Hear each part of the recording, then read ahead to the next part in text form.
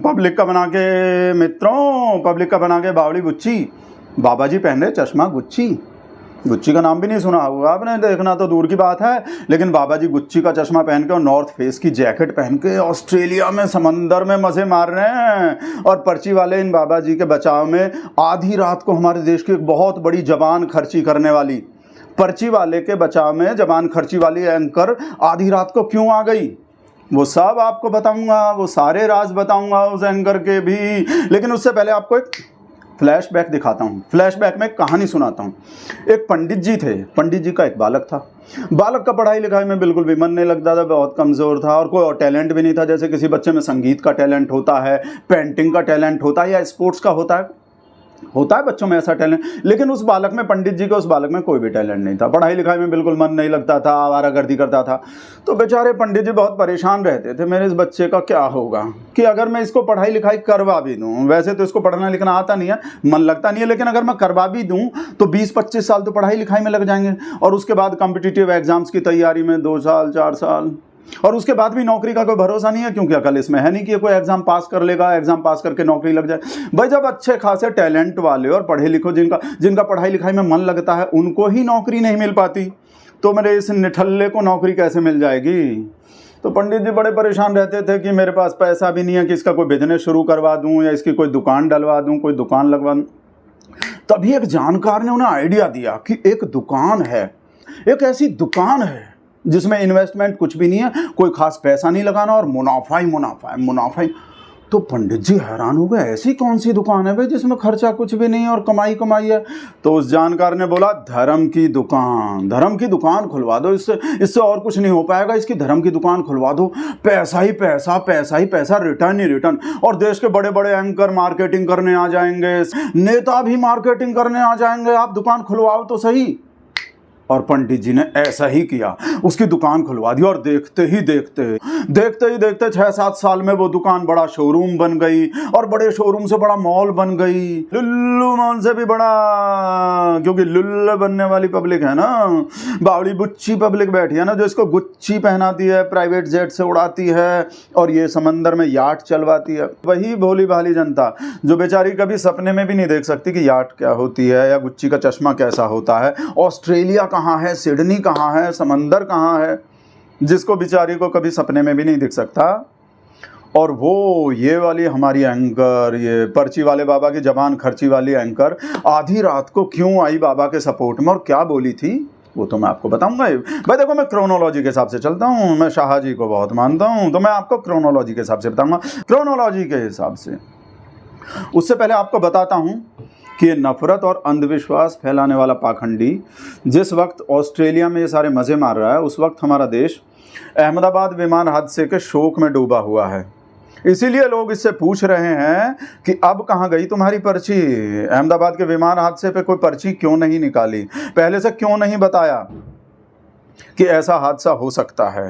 ये जो पर्ची निकालता है इसका तो डायरेक्ट भगवान से कनेक्शन है, भगवान का फ़ोन नंबर है, भगवान से डायरेक्ट फ़ोन पे बात करता है जी। अच्छा, ये अर्जी किसकी थी बच्ची की, जरा दृष्टिपात कीजिए, किसके पास थी? सेनापति जी से जरा बात करवाइए ना हमारी।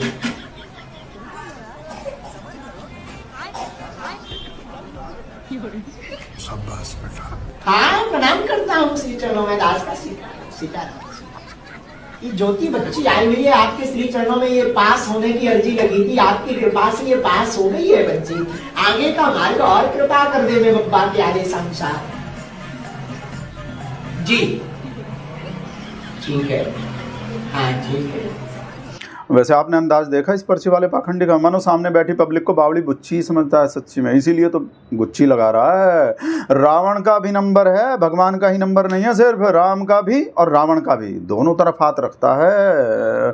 टैलेंट है भाई, रावण का भी नंबर है उसके पास। एक बार हमारी रावण से बात हुई, बात फोन कॉल पर। अब ये मत पूछना कि नंबर क्या था, हुई तो हुई। एक बार हमारी रावण से बात हुई, हमने कहा क्यों दशानंद जी, माय डियर कैसे हो? उन्होंने कहा हेलो। अब इसीलिए इस पाखंडी से लोग ये सवाल पूछ रहे हैं कि भगवान को फोन नंबर तब क्यों नहीं मिलाया जब अहमदाबाद का विमान हादसा होने वाला था, उससे पहले भगवान से बात क्यों नहीं की फोन नंबर मिला के। और इसीलिए पूछ रहे हैं कि कुंभ की भगदड़ से पहले कोई पर्ची क्यों नहीं निकाली या भगवान से बात क्यों नहीं की, पहलगाम के आतंकी हमले से पहले भगवान से बात क्यों नहीं की, पर्ची क्यों नहीं निकाली। इसीलिए लोग इस पाखंडी से पूछ रहे हैं कि अब नंबर नहीं है क्या तुम्हारे पास, नंबर खो गया या मोबाइल बदल गया या सिम क्या हो गया। अहमदाबाद के विमान हादसे से पहले क्यों नहीं बात की भगवान से, रावण से ही कर लेते, क्या पता रावण ही कुछ कर लेता। इसीलिए पूछ रहे हैं। और लोगों को धर्म के नाम पर और पाखंड के नाम पर बावली बुच्ची बनाने वाले और इस गुच्ची पहनने वाले बाबा जी से एक सवाल और पूछ रहे हैं, वो ये कि ये जो लोगों की गरीबी दूर करने के लिए श्री श्री यंत्रम बेचते हो, लोगों की गरीबी दूर करने के लिए, दरिद्रता दूर करने के लिए, जिसमें माँ लक्ष्मी की कृपा समाई हुई है, जिसमें दिव्य अलौकिकता समाई हुई है, उसको सारी पब्लिक को क्यों नहीं दे देते, पूरे देश की ही गरीबी दूर हो जाएगी। और हमको तो हैरानी ये होती है कि प्रधानमंत्री मोदी जो इसे छोटा भाई बताते हैं, मोदी जी को पता नहीं है कि इसके पास ऐसा फंडा है, इसके पास ऐसा जादू है, चमत्कार है कि ये पूरे देश की गरीबी दूर कर सकता है। या फिर मोदी जी ही लोगों की गरीबी दूर नहीं करना चाहते। सच्चाई क्या है, वो जबान खर्ची वाली एंकर जो है, जिसका इससे बहुत अच्छा संबंध है और जो पॉपो की गोदी में खेलती है, कम से कम उसी को बता देना चाहिए पॉपो को कि सारे देश की गरीबी कैसे दूर हो सकती है। श्री श्री यंत्रम, इतनी सारी योजनाएं चलाती है सरकार, इतने अरबों खरबों रुपए खर्च करती है गरीबी दूर करने के लिए, इतना बढ़िया शॉर्टकट है। समझ में नहीं आ रहा कि चित्रा त्रिपाठी क्यों नहीं बता रही है, बताना चाह रही है, अब क्यों नहीं बताती। क्या वो भी देश के लोगों की गरीबी दूर नहीं करवाना चाहती? भाई पैसा भी कितना खर्च हो जाएगा, उससे ज़्यादा खर्चा तो मोदी जी अपने रोड शो में कर देते हैं, विदेश यात्राओं पे कर देते हैं। 140 करोड़ लोगों को अगर ये श्री श्री यंत्रम की कीमत हम 1000 रुपये भी मान लें, 2000 रुपये भी मान लें, तो कितना खर्चा हो जाएगा। उससे ज़्यादा खर्चा तो सरकार अपनी योजनाओं पर गरीबी दूर करने के लिए कितना पैसा खर्च कर देती है। आपको तो पता है मित्रों, मेरे परिवारजनों, सरकार कितना पैसा खर्च करती है गरीबी दूर करने के लिए। और ये एक और चालाकी देखें मित्रों इस पाखंडी की कि पूरे भारतवर्ष में ये मौका, श्री श्री यंत्रम पाने का ये मौका सिर्फ 5000 लोगों को ही मिलेगा। सिर्फ 5000 लोगों को ही क्यों?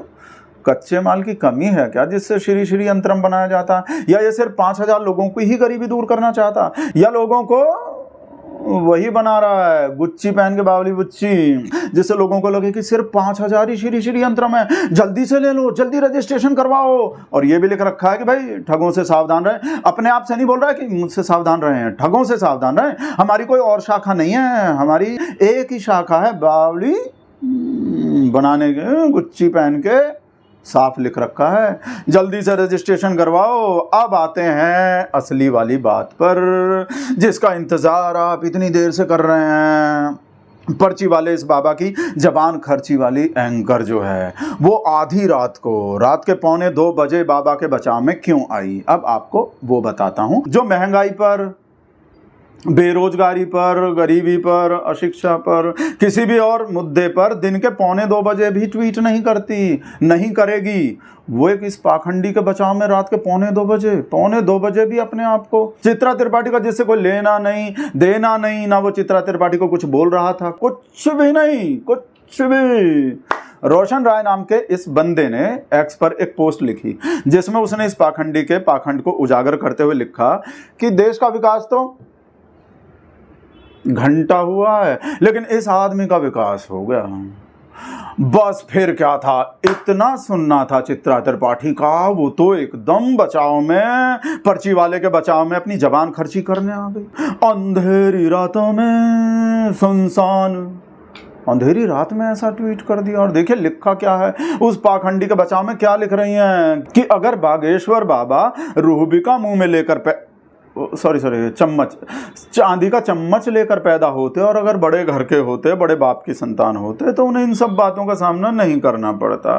वो तो बेचारे गरीब हैं और अपनी काबिलियत के दम पर बड़े बने हैं, इसलिए एक तबके की आंखों में बहुत चुभते हैं, अपनी काबिलियत के दम पर। चित्रा त्रिपाठी जी को लगता है कि ये पाखंडी, अंधविश्वास और नफरत फैलाने वाला जो है, अपनी काबिलियत के दम पे बड़ा बना है। इसलिए लोग कल कल रात से ही पूछे जा रहे हैं कि चित्रा दीदी हमें भी तो बताओ वो कौन सी काबिलियत है इसकी, लेकिन कोई जवाब ही नहीं दे रही है चित्रा त्रिपाठी मैम। लोग हाथ जोड़ जोड़ के पूछ रहे हैं, लोग मिन्नत कर रहे हैं, प्लीज दीदी बता दो ना कौन सी काबिलियत है।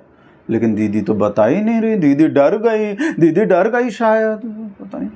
इसीलिए लोग अब शक कर रहे हैं गुच्ची वाले बाबा जो नफरत फैलाते हैं, पाखंड फैलाते हैं, अंधविश्वास फैलाते हैं, इसमें इन एंकरों का भी कोई फायदा है क्या? लोग पूछ रहे हैं ऐसा। हाँ, हम नहीं पूछ रहे, लोग पूछ रहे हैं, और चित्रा त्रिपाठी की जवाब ही नहीं दे रही। चलिए खैर, हम भी इंतजार कर रहे हैं, लोगों के साथ साथ हम भी इंतजार कर रहे हैं चित्रा त्रिपाठी के जवाब का, कि वो बताएं कि कौन सी काबिलियत है।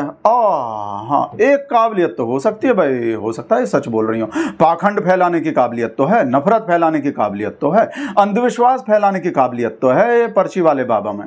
अगर वो इसी काबिलियत की बात कर रही हैं चित्रा त्रिपाठी जी, तो फिर तो ठीक कर रही हैं। लेकिन अगर वो वाली काबिलियत नहीं है और कोई और काबिलियत है जिसका हमको और आपको बिल्कुल भी नहीं पता, तो फिर सिर्फ चित्रा त्रिपाठी को ही पता है, और हम इसलिए हम इंतजार करेंगे तेरे जवाब का क़यामत तक। खुदा करे क़यामत हो और गुच्ची आए, खुदा टाटा अंबानी अडानी